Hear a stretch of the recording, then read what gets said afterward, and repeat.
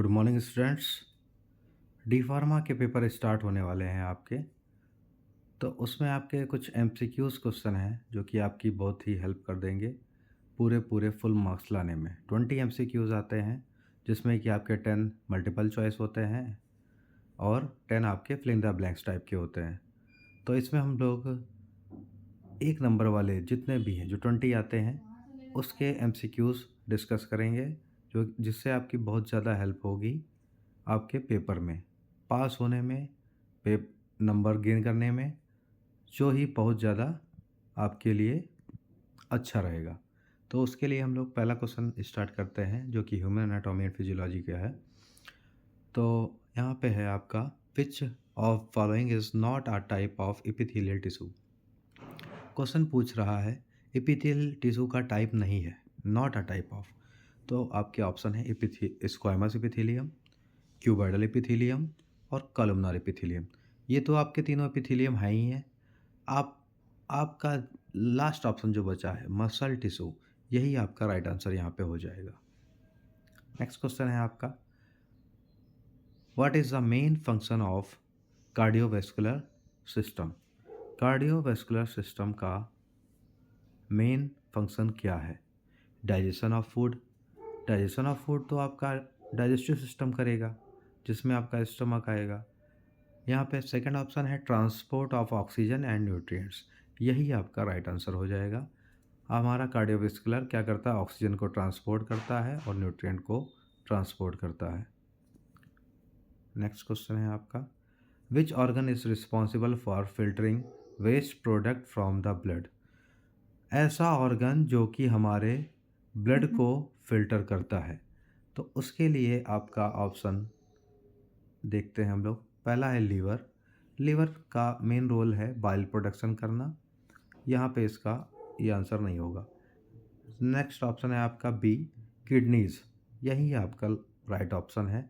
Blood को filter करने का काम आपकी किडनीज़ करती हैं। 2 किडनीज़ होती हैं आपके बॉडी में और ये यूरिनरी सिस्टम का पार्ट है।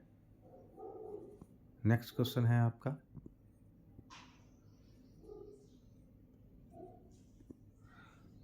What the name of the process by which cell communicate with each other.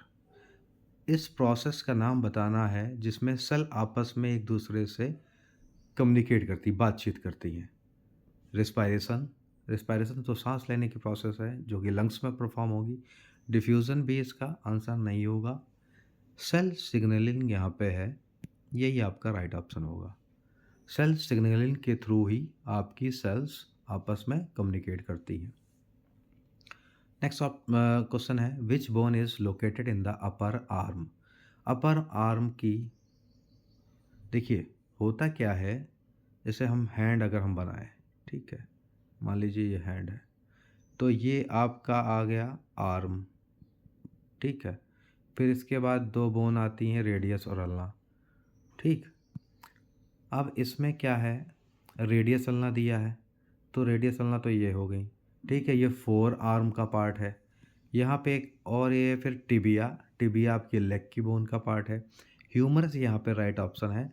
ये पूछ रहा ना अपर आर्म, आर्म यानी कि भुजा, ये ह्यूमरस है, इसी को कहते हैं। तो यहाँ पे ह्यूमरस राइट आंसर हो जाएगा आपका।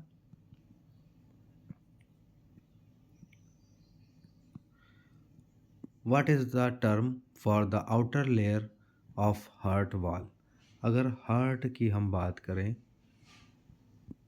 ठीक, हार्ट में आपकी 3 लेयर होती हैं, टोटल 3 लेयर होती हैं, ठीक है। सबसे बाहर वाली पेरिकार्डियम, मिडिल वाली मायोकार्डियम, ठीक है, और सबसे इनर मोस्ट लेयर कहलाती है एंडोकार्डियम, ठीक। तो यहाँ पे आपका आंसर जो होगा, आउटर लेयर पूछ रहा है, सबसे बाहरी वाली, तो सबसे बाहरी वाली लेयर हमारी है पेरिकार्डियम। नेक्स्ट क्वेश्चन है आपका,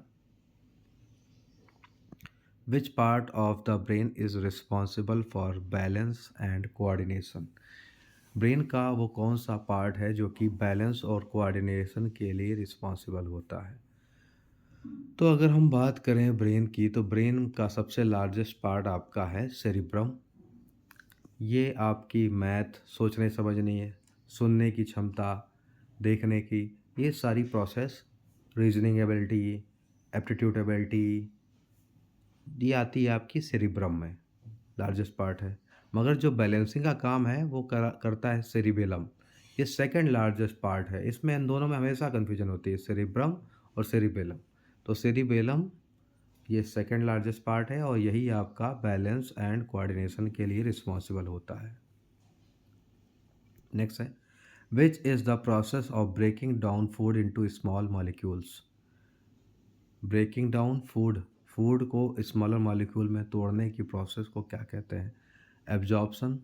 एब्जॉर्प्शन तो जब होगा जब हम लोग डाइजेशन हमारा कंप्लीट हो जाएगा, और एब्जॉर्प्शन का मोस्ट पार्ट आपका स्मॉल इंटेस्टाइन में होता है। ठीक, तो ये ऑप्शन तो यहाँ नहीं है। हमें यहाँ पे ब्रेक डाउन करना है फूड को, ये कहलाता है डाइजेशन। डाइजेशन ही प्रोसेस है जिसमें कि हम लोग फूड को ब्रेक डाउन करते हैं स्मॉलर मॉलिक्यूल में। नेक्स्ट क्वेश्चन है आपका, which hormone is responsible for regulation blood sugar. Blood sugar level के लिए कौन सा हार्मोन रिस्पॉन्सिबल है? पहले ही ऑप्शन आपका मिल गया इंसुलिन। इंसुलिन ही आपका ब्लड शुगर लेवल मेंटेन करने के लिए रिस्पॉन्सिबल है। फूड हम लोग खाते हैं, फूड खाने के बाद डाइजेशन के बाद एब्जॉर्प्शन हो जाता है। एब्जॉर्प्शन हो गया यानी कि जो भी न्यूट्रिएंट्स हैं फूड के, कार्बोहाइड्रेट हो, ग्लूकोज हो, या फिर प्रोटीन, फैट, जो भी है वो आपके ब्लड में आता है। और जैसे ही ब्लड में आएगा तो सीधी सी बात है, ब्लड शुगर राइज कर जाएगा, बढ़ जाएगा। तो उस केस में ब्लड शुगर लेवल को कम करना है तो ब्रेन से सिग्नल जाता है आपके पेनक्रियास को कि अब इंसुलिन आप सेक्रेट करिए, क्योंकि ब्लड का ग्लूकोज लेवल बढ़ चुका है। तो उस केस में इंसुलिन ही ऐसा है हार्मोन जो कि ब्लड शुगर लेवल को लीवर में स्टोर करा देता है, एक्सेस ग्लूकोज को ग्लाइकोजन के रूप में। ठीक, यहाँ पे इंसुलिन राइट आंसर है। नेक्स्ट क्वेश्चन है आपका, what is the term for the sac that enclose the testis. अब टेस्टिस, ये रिप्रोडक्टिव सिस्टम से क्वेश्चन पूछा गया है। अब टेस्टिस आपके पास दो टेस्टिस है, ठीक है। अब इसको जो कवर करने वाली इनक्लोज है, जिससे कवर है ये टेस्टिस, उसको बोलते हैं स्क्रोटम। यहाँ पे स्क्रोटम राइट आंसर हो जाएगा। यहाँ पे लास्ट में मैंने सारे ऑप्शन दिए हुए हैं, ये जो ऑप्शन सही थे वो यहाँ पे मेंशन है, आप तो क्रॉस चेक कर लीजिएगा। फिलहाल हम लोग पर डे 10 क्वेश्चन डिस्कस करेंगे, जिससे आपकी एग्ज़ाम के टाइम में हेल्प हो सके। Thank you.